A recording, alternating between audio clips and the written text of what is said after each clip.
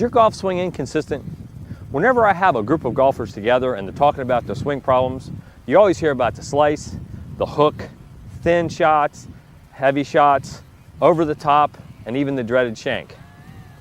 But when I ask them to go a little deeper, it always comes down to one problem: inconsistency. Doesn't matter whether you're playing good one day, if the next day you're not playing well and you don't know why, that's probably the biggest frustration golfers ever feel on the golf course. The other questions they have are, is it the mind? Is it the golf swing?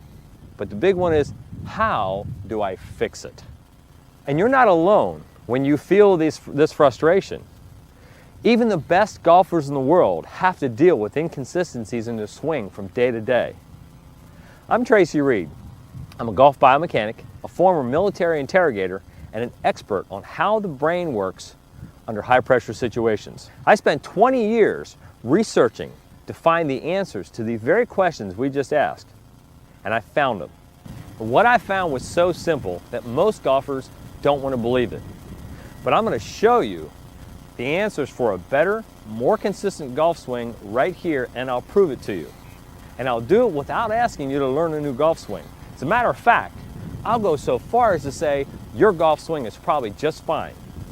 And with this, you may never have to worry about your golf swing ever again. So let's get started. Now, you may be a little confused that I said that I don't want to work on your golf swing. But the fact of the matter is that majority of the golfers that I work with, when they come to me, I don't work on their golf swing. But when they leave, they have a better golf swing, they've got a better golf game, and they have the power to fix their swing whenever they need to, even right on the golf course if they need to. Now, like I said, I rarely ever work on golf swing mechanics. So what is it that I work on? I work on one element of basic body movement that is critical to anything the body does when it moves, but it's been skimmed over for probably centuries when it comes to the golf swing. What is this element? I'd rather show you than tell you. So let me ask you a simple question. Have you ever been walking along and suddenly tripped? What happened? You probably threw your arms out, or maybe did some kind of a gyration in order to regain your balance and stop from falling down. How did that happen? Did you think about it? The answer is no, you didn't think about it. It happens automatically in the brain. This same process that catches you when you fall down can be killing your golf swing. As a matter of fact, for most golfers that I teach, that's what I find is going on. What is it? It's automatic balance. It's the dynamic balance system in your body.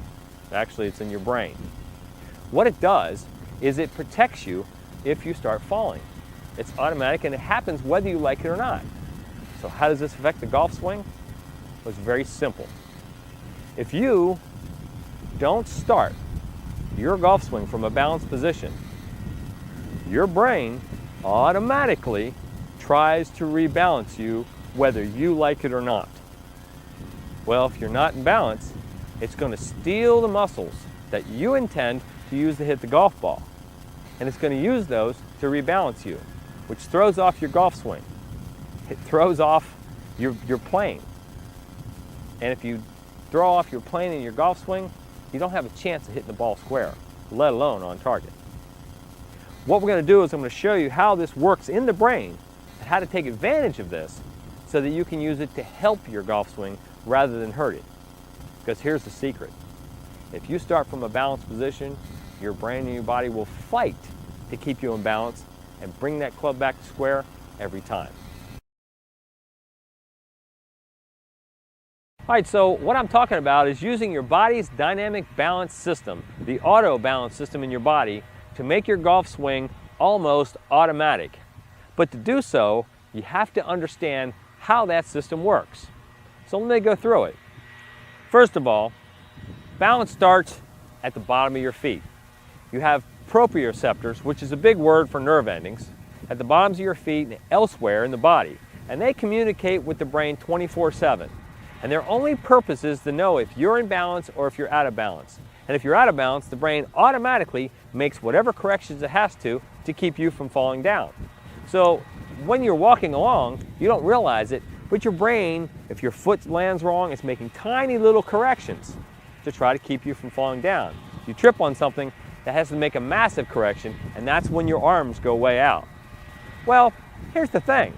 You can tap into this system and use it for your golf swing, and it becomes pretty interesting when you do so. I'd like you to try a quick experiment.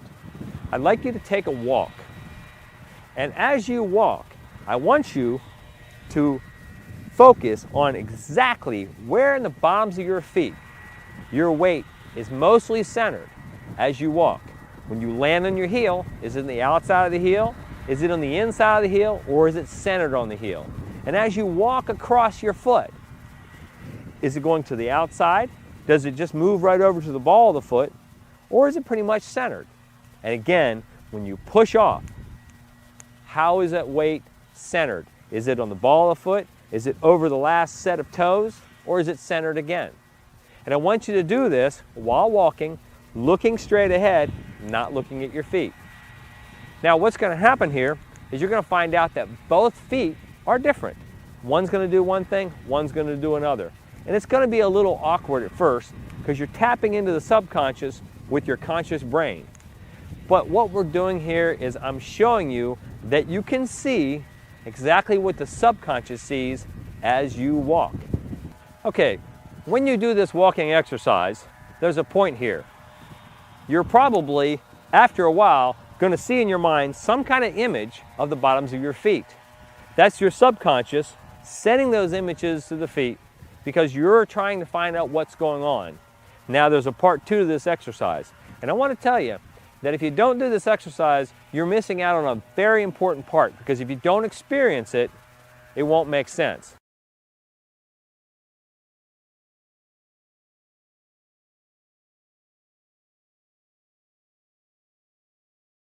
So here's part 2. I want you to take a walk again. This time, I want you to correct your walk. I want you to start in the center of your heel. And then when you come across, I want you to go to the ball of the foot. When you push off that foot, I want you to push off in the center of the middle part of your foot. Both feet. It's going to feel a little awkward, and here's the point.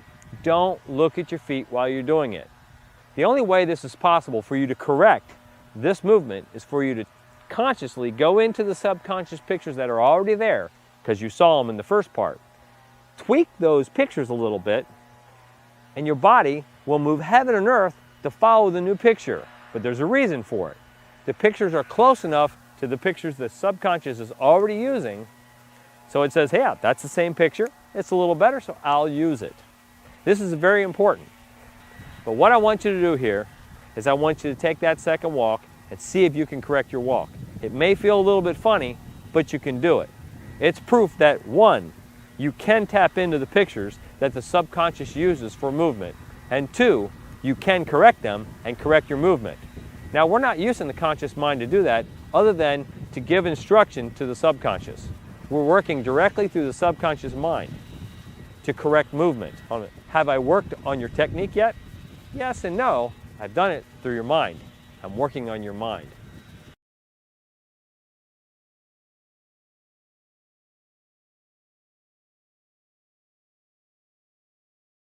Now, before I said that the subject of balance has been skimmed over for centuries.